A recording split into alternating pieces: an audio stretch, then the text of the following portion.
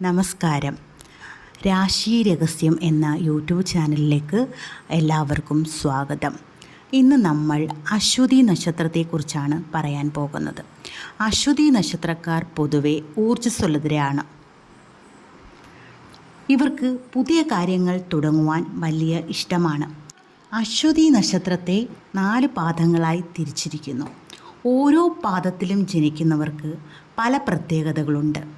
1-ാം പാദത്തിൽ ജനിച്ചവർക്ക് കൂടുതൽ ധീരതയും നേത്രഗുണവും ഉണ്ടാകും.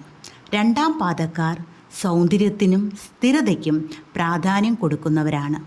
3-ാം പാദത്തിൽ ജനിച്ചവർക്ക് ബുദ്ധിയും വാക്ചാതുര്യവും കൂടുതലായിരിക്കും. 4-ാം പാദക്കാർക്ക് ദയയും സേവന മനോഭാവവും കൂടുതലായി കാണാറുണ്ട്. ഔദ്യോഗിക മേഖലയിലേക്ക് വന്നാൽ ഇവർക്ക് പല ജോലികളും ഒരേപോലെ ചെയ്യുവാൻ കഴിയും.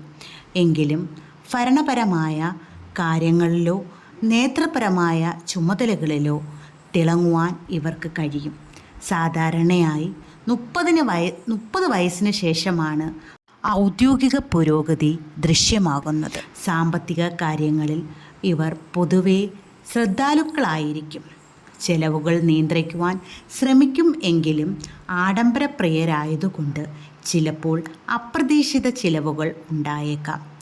കുടുംബജീവിതത്തിൽ സമാധാനം നിലനിർത്താൻ ശ്രമിക്കുന്നവരാണിവർ. പങ്കാളിയുമായി നല്ല ബന്ധം പുലർത്തുവാൻ ശ്രമിക്കുമെങ്കിലും ചിലപ്പോൾ അഭിപ്രായ വ്യത്യാസങ്ങൾ ഉണ്ടായേക്കാം. ആരോഗ്യപരമായി ഊർജ്ജസ്വലരായതുകൊണ്ട് വലിയ ആരോഗ്യ പ്രശ്നങ്ങൾ ഉണ്ടാകാനിടയില്ല. എങ്കിലും അമിത അധ്വാനം മൂലമുള്ള ക്ഷീണമോ ദഹന പ്രശ്നങ്ങളോ വരാം. ചുരുക്കത്തിൽ അശ്വതി നക്ഷത്രക്കാർ ഒരിടത്തും തങ്ങി നിൽക്കാത്ത സദാ ചലിച്ചുകൊണ്ടിരിക്കുന്ന പ്രതിഭകളാണ്. അവരുടെ കഴിവുകൾ ശരിയായ ദിശയിൽ തിരിച്ചുവിട്ടാൽ വലിയ വിജയങ്ങൾ കൈവരിക്കുവാൻ അവർക്ക് സാധിക്കും. അശ്വതി നക്ഷത്രക്കാർക്ക് പല നല്ല ഗുണങ്ങൾ ഉണ്ടെങ്കിലും ചില ദോഷഫലങ്ങളും ഇവരിൽ കാണാറുണ്ട്. പ്രധാനമായും അതിരുവിട്ട എടുത്തുചാട്ടം എപ്പോഴും പ്രശ്നങ്ങൾ ഉണ്ടാക്കാറുണ്ട്. ഒരു കാര്യം പൂർണ്ണമായി ചിന്തിക്കാതെ പെട്ടെന്ന് തുടങ്ങുന്നത് അത് പരാജയപ്പെടാൻ കാരണമായേക്കാം. കൂടാതെ അമിതമായ മുൻകോപവും ചിലപ്പോൾ ദുർവാശിയും ഇവരിൽ കാണാറുണ്ട്. ഇത് മറ്റുള്ളവരുമായുള്ള ബന്ധങ്ങളിൽ വിള്ളലുകൾ ഉണ്ടായേക്കാം. ചില അശ്വതിക്കാർക്ക് അനാവശ്യമായ ഭയമോ ഉത്കണ്ഠയോ വരാം. സാമ്പത്തിക മേഖലകളിൽ ആഡംബരഭ്രമം കാരണം കടക്കെണിയിലാകാനും സാധ്യതയുണ്ട്. ആരോഗ്യത്തിൻ്റെ കാര്യത്തിൽ തലവേദന, ദഹന പ്രശ്നങ്ങൾ എന്നിവ വരാം.